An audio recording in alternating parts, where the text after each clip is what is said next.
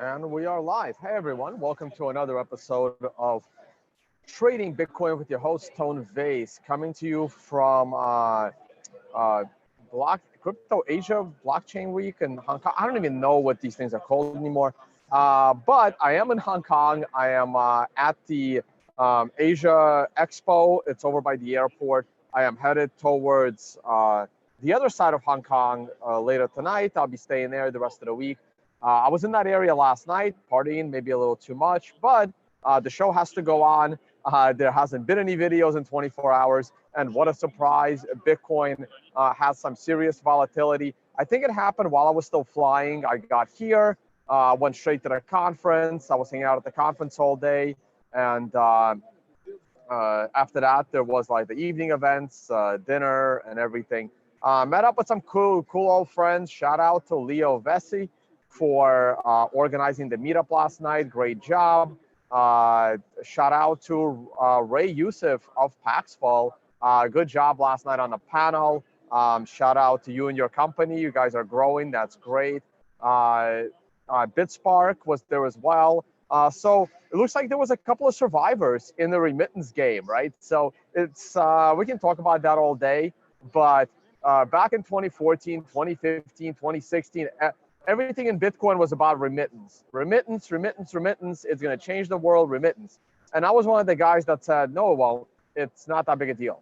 And out of the 50 or 100 companies that were doing remittance, it looks like two survived. One of them's Paxful, who was not doing remittance at the time.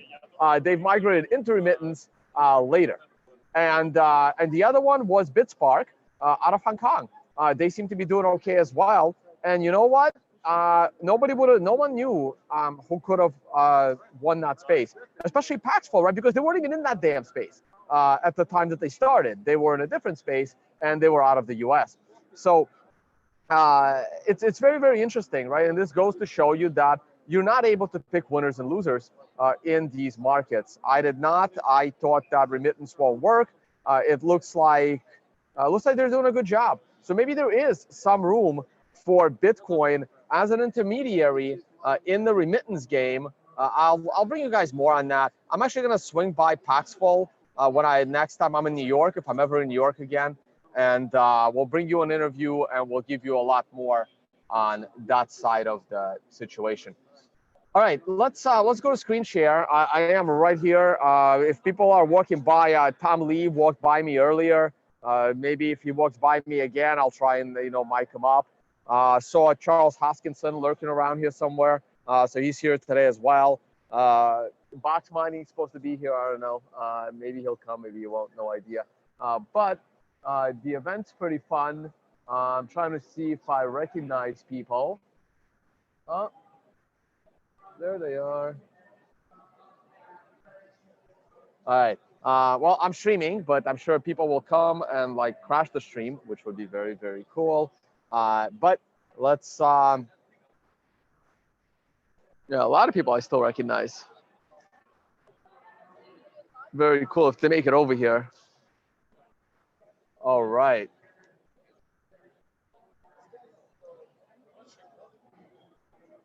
Someone is asking me, do I have plans to add PayPal to order purchases? I think we do. Maybe not in the indicator section. I will look into that. I'll look into that. Let's, isn't BitSpark on BitShares? I honestly don't know. I have not researched BitSpark. I just know they're in the remittance game, and they seem to have figured out how to make remittance profitable. I have no idea. Why would they be on BitShares? I hope BitSpark doesn't have an ICO. I hope they just make money from the margins of remittance. I have no idea. Let me shut up on that front then. Maybe I should Google them. Alex, thank you for your question. Let me see what you got. You're saying Bitcoin will make all-time high in 2023 goes against sequential since Bitcoin made an all-time high twice year after the halving. But the situation is different now. Next halving is 2020. Sequential says new all-time high 2021. Actually, sequential doesn't say new all-time high 2021. And you can't just say sequential says X. Sequential is on every single time frame, right? So if you're going to say sequential is saying something, you got to tell me what time frame. Is it a yearly time frame? Is it a monthly time frame, quarterly time frame? What's the time frame of your sequential? Also, sequential is counting down because we're in a bear market. Maybe not on a yearly scale. On a yearly scale, we're not supposed to go down at all. On a yearly scale of sequential, we're supposed to go up, up, up, up in forever. So not exactly how that works. So on a monthly scale, sequential could go into a combo 13 or a sequential 13 to the downside, and that can happen multiple times. So it's impossible to say that sequential is saying something that far into the future other than using yearly charts, and I haven't looked at those in a while. All right, let's go to screen share. Where am I? Here we go. We got some new pictures. Nice. So we're trying to get all of them. Alex Petrov, Slush, Wasabi, and Green Address. So Lawrence of Green Address, Adam of Wasabi, Merrick of Slush, and Is Slush, and Alex Petrov. We got to get some more pictures to you guys. The carnivory dinner is up for sale. That's the carnivory dinner happening before the conference. It should say in here how many tickets are left and at what price. I'm not sure why it, oh, there it is, 0.05. I didn't even see it. So it's 0.05. If you click on it, you see that there are 7 seats left. Very limited dinner, guys. You can't have everyone at a dinner. If everyone is a VIP, then no one is, right? So seats are limited. Prices will rise from 0.05 in 7 more purchases of the carnivory dinner. It's the carnivory speaker dinner. So we try to get as many speakers that show up to the dinner. And this is, you're compensating the speakers, basically. That's why we charge money for the dinner. Okay. What else we got here? Let's look at the charts. Oh, yeah, no, workshops. Hong Kong workshop. Very surprising, actually. Very small turnout here. I mean, it's okay. But here's Hong Kong. I'll be here all week. This is happening this Saturday. So in about 3 or 4 days, the Hong Kong workshop. I'm going to tweet this out. Please check it out. We are adding additional workshops. There'll be Philadelphia. There'll be Rome, Italy. Oh, Philadelphia. It's there now. We've added Philadelphia. It'll be the week after Malta. I know there's no rest. Every weekend I teach a workshop. Every weekend, okay? There's no break. There's no break in my life. Every weekend, boom. 7th, 14th, consensus is here, so there's no workshop. No, wait, sorry, consensus is here. There's no workshop here for other reasons. I'll figure out why. Hopefully I can get a weekend off. Mexico City, New York, and Amsterdam, and more is coming. Please check that out. Also the store, affiliates. Anyway, let's go to the price. Price has been moving. Monthly chart. Monthly chart. It needs to update, actually. We're at, 38.69. It did update. It just doesn't look all that important on a monthly scale. On a monthly scale, I'm still looking for a big nosedive. Maybe next month, maybe the month after. I will update this next time I get a chance to think about it. The weekly chart. The weekly chart has been the savior of the bull market. It's been all about the weekly chart. After the big drop right here, the week of February 18th, after crossing this green line, and we had a big dump, what we have now is a rise once again. The weekly chart never actually went bearish. The weekly chart is looking beautiful according to sequential, those way off the $4,200 highs. The dump the week of February 18th was way more significant than the pump that took place the last 24 or so hours. And therefore, it's not that critical yet, but it is a 5 candle. And, oh, awesome. I just got a coffee. Thank you so much, Ben. Ben is going to be on a panel with me later. I don't know if there's a live stream, but if there is a live stream, I will tweet it out. So right here, we do have We do have a 5 candle right here, and it's a 5 of 9 for a potential 4 more weeks of upside, right? I mean, there's nothing wrong with that. And it looks bullish. The weekly is bullish. It was just not being confirmed by the other charts. Here's the daily, and the daily didn't update. Let me see what the new. So this is what the daily looked like the last time I looked at it. I'll hit the refresh button in a minute so you can see what happened next. So the last time I looked at the daily, it must have looked exactly like this. And this is a bearish situation. Now, entering this bearish trade at 37.55 gets you into the profit zone because it went all the way down to 36.75. We're now way higher, right? However, you got to set your stop losses, right? When you recognize, hey, I have a green one, or other lower level timeframes are doing something interesting, you got to take that small loss or hopefully a small gain.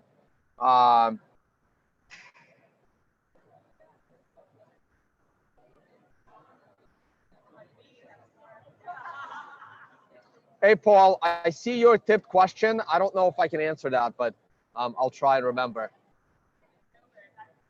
Awesome. People are like taking selfies of with themselves and me doing the podcast in the background. I can give you random interviews. Everyone's still walking around trying to, trying to get $50 million worth of investment for their idea that probably makes absolutely no sense. It's the life around here.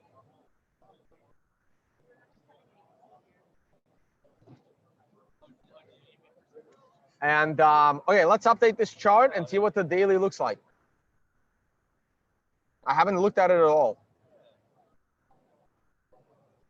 This is why I teach people to make their own decisions and not follow my decisions. Though I could be in a very good position with my GBTC trade. I got to check what that premium is. What the hell is this? Come on, TradingView.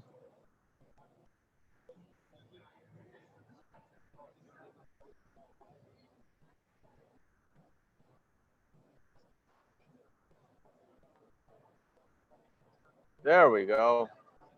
There we go. All right, let's see what we got. So looks like that day, that very same day, after I did the video, the price of Bitcoin pumped. And yes, this was a bearish trade according to sequential. And yes, it was a failed bearish trade according to sequential on the daily time frame, if the daily is your time frame. For me personally, the daily is my time frame. So this would have been a losing trade for me. I would have taken my stop loss. Probably my best guess is I would have taken my losses right here before the day closed.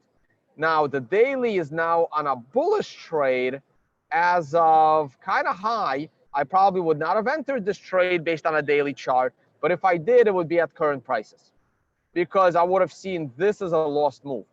Now, I'll show it to you on a lower level time frame, and then it was more interesting. Now, don't get all, riled up to the bull side on a daily chart just yet. We're simply stuck between two moving averages. We would need a giant cup and handle or a head and shoulders, right? Everyone's calling this Adam and Eve pattern. Like Adam and Eve patterns are generally useless. So I wouldn't go with that. But we still have to break 4,200. If we don't break 4,200, all of this is totally meaningless. 12-hour chart. The 12-hour chart gave you a little more warning. Let's get the sequential up here. Let's get the sequential working. The 12-hour chart actually also would have gotten you into a loss. The 12-hour chart got you into a short trade earlier. So it's possible that if I was using the 12-hour chart to trade, which to be honest, has been better all year long, and even going back into last year on trading, the 12-hour chart has been way more consistent than the daily chart. It's just that it's hard for a traditional trader like me to even consider the 12-hour chart because it didn't even exist pre-24-hour, 24/7 market like Bitcoin. No one really cared. So anyway, you had a price flip on a massive candle, which is unfortunate. probably got you out of a bearish trade with a loss, and you are now in a bullish situation at about break even, assuming you entered according to the rules on a green 2 above a green 1. I really want to get to the lower level chart. So I think I warned you guys. I must have warned you about the 4-hour chart. I must have warned you about the 9 coming on a 4-hour chart. Now, if you did pay attention to the 4-hour chart, you should have gotten potentially out on with your profits around the 9. I never trade the 1 candles that go into the same direction that the 9 was. And then you can see the 2 never went below 1. So that's a non-tradable candle. We then had a price flip, and now we're continuing to go higher, but we're now pulling back on our 4-hour chart. So the 4-hour chart was the chart that actually gave you a decent warning. I love the 1-hour charts. The only chart I glanced at this morning when I realized that the price had pumped over the last 48 hours or so, or 24 hours, 36 hours. Now, the hourly chart beautifully got you out of the low and pretty much at the low. It then consolidated for about a day, and then you can see how the pump took place in an uptrend and ended on the 9 candle. Now, we've been trending upwards since then, but in this mess, we actually had a 9 buy situation as well. So you had a beautiful pennant. This is what we call a bull pennant. If I grab my charting tool, come on, it's down there. If I grab a triangle, I can draw, one of these. And oh, that was a weird breakout. Hindsight's always 20/20, guys. So what we have right here, hold on, wait, I gotta turn on screen share. Wait.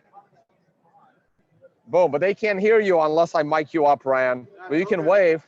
We got Ran of CNBC Africa right there. Maybe we'll do an interview later today, but Rand's here as well. All right. Well, now the camera's too low. Well, there was other people around, but let's go back to screen share.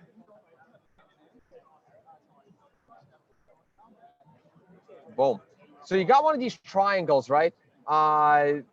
And we broke out of this triangle. And what's the target for this triangle that we haven't yet reached, right? So now you got to grab your the price range, right? And you got to go from here. Actually, that's not exactly right. You got to go from the breakout level, right? So that's about 150. Let's do a little rounding.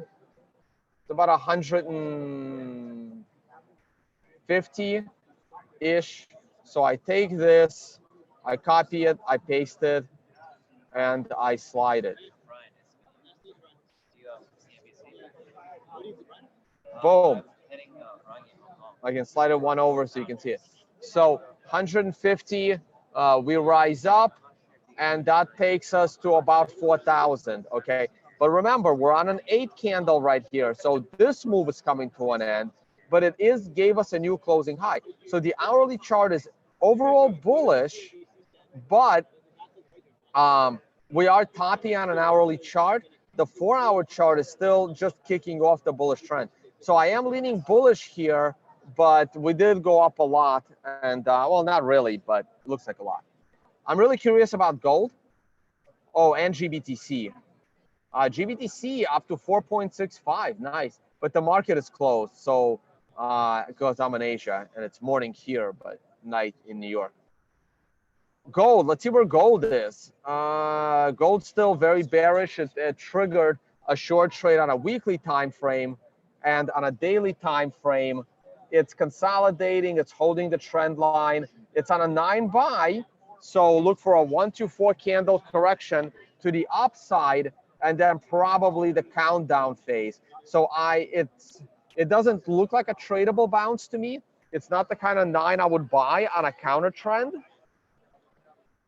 But It is a 9. How long do I think this bullish movement will be? I don't think it'll be all that long, but it's not really, it doesn't matter, right? I mean, you just trade the technicals, you trade what's giving you. Has the market been screwing with all of us? Bullish, bearish, pump, dump, pump, dump. Of course, that's why trading is very difficult. And anyone that tells you trading is easy, or the conversation I was listening to just before I went live, where some guy talked about some Wall Street trading system that they built that sends you signals when to buy and when to sell, and it will make you so much money. It's all an outright bullshit. Trading is very difficult, and I'm taking somewhat of a break from it, but I will be back to it. The S&P is completely in a bearish posture right now. This is not looking great for the S&P. It is completely bearish. We topped on a 9. We then creeped back up, gave you a head fake right here. We were warning you. We were warning you not to mess with the 8s and 9s. The 8 weekly is coming up on a 9. Next week is a 9. I don't think this is very critical. I would love to see 9 days of downside here, but very slowly. I would love to see an 8 next week. What day is it? It's already Thursday in New York. So we have 2 more days of market open in New York. So I would love to see like consolidation days, just so we can get to a 9 on a weekly scale in the vicinity of the top. Then like maybe another week of corrections. And then sometime in early April, basically I want the market to pull back into this cluster right here of the 2750 area. But I wanted to pull back very slowly. I wanted to pull back there over the next 2 weeks, just a lose of another 40 points or so in the S&P 500 over the next 2 weeks. That would set you up for a perfect buying opportunity, a nice correction off the weekly TD9 plus daily resistance gets you no lower than 2750, 2720 even. It can go as low. Well, I'd like to stay above this high. So get you no lower than 2740. That would be beautiful on both the daily and the weekly. So as the weekly is having its 1 to 4 candle correction off the 9, the daily can get you to a 9 buy sequential sometime. So this is 3, 4, 5, 6, 7, 8, and 9. So around March 15th, March 18th, we'll get to a 9 buy. We can even sneak in a sequential 13 in there, but that's very unlikely because that means that it's going to go down for a lot longer period of time. All right, S&P was interesting. That's it. I had Nifty on from earlier. Nifty looks fairly bullish, but you do wanna buy trigger, which would need to be a green 1 versus a green 2.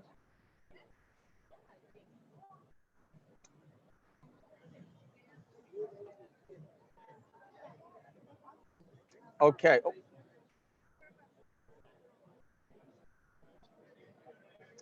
All right. Understanding Bitcoin and my workshop in Hong Kong.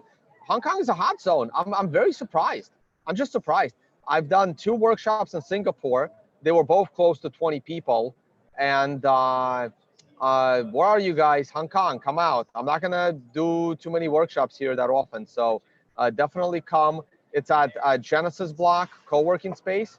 So check that out. Any thoughts on DXY and the euro? No. Let me see. This is my indices watch list. Let me open my currency watch list. I can try to interview some people, but it'll end badly if they're scammers.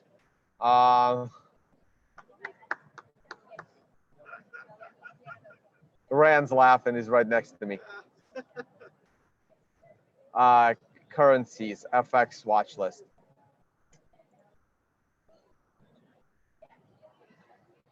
Let me get that other question. Tone, love your work. I have a blockchain expert coming to speak in my info systems class tomorrow. I'm compiling questions to rebut him. Any suggestions? Yes, please find out what his definition of a blockchain is, and then ask him what Satoshi actually invented. and you'll know real quick he's probably not a blockchain expert. Ask him what problem Satoshi solved and why he solved it. Yeah, you know what to do. If you watch my channel, you know what to do. Make sure you're the better expert in your class as a student than whoever is walking in there. Might even impress a girl or two. Okay, FX watch list, Euro.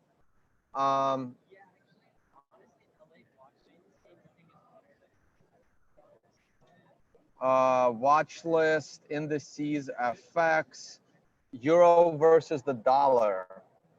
On a daily scale, it is bearish for the Euro. On a daily scale, looks like the US dollar is appreciating. Notice the topping on a 9, giving you a very good trade. Tops on a 9 and moving averages, and bottoms on a 9 as well, and bottoms on a 9 as well. So the sequential on a daily scale and bottoms on a 13 as well. So this is why I want to build the notification service. So if I had the notification service in place, and basically since this year, as of January of this year, you would have gotten notified 4 times on a daily time frame of the Euro versus USD, and all 4 would have been amazing profitable trades. Sequential has been 4 for 4 this year on the daily Euro. I don't know any other trader or system that can claim to be 4 for 4 in the first 2 months of the year with 4 notifications. I don't know if you'll ever see that again. Amazingly good. The weekly notifications, we haven't had any this year. And on a weekly scale, the Euro looks like it's in borderline serious trouble. Borderline because it's at support. If it breaks that support, I will have a lot more fun in Europe next year with my dollars.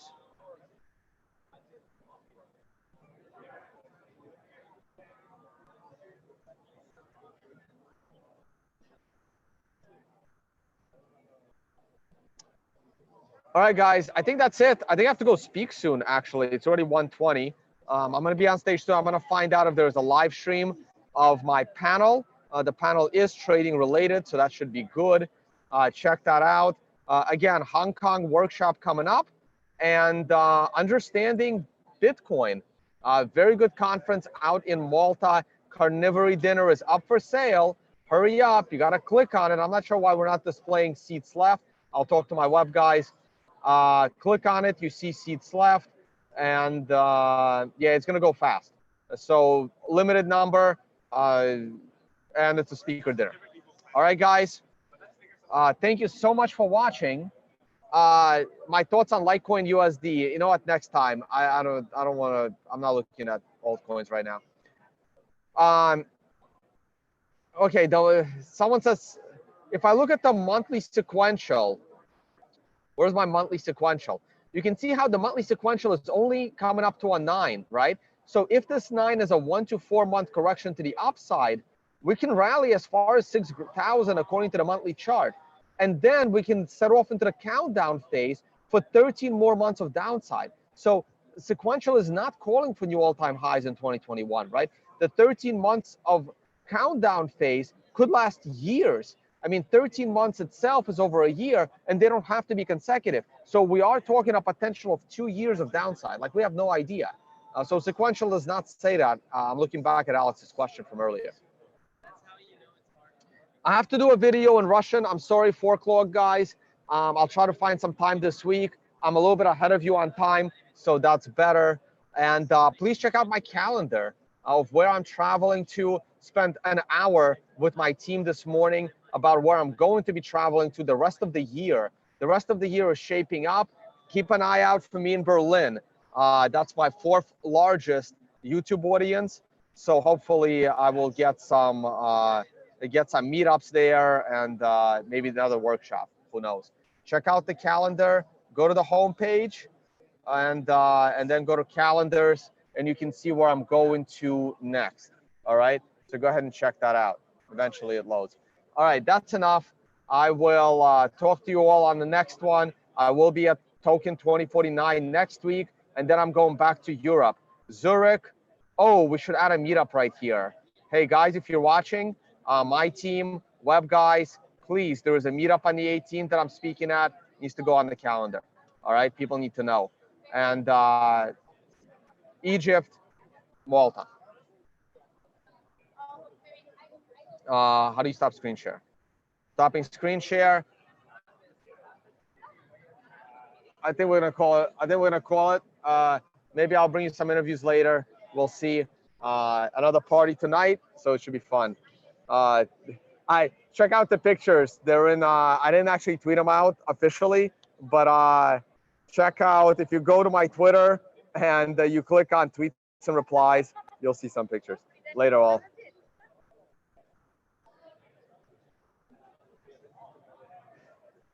Wait, how do you stop this? It's been a long. It's been a long 48 hours. Giant coffee. See you all soon.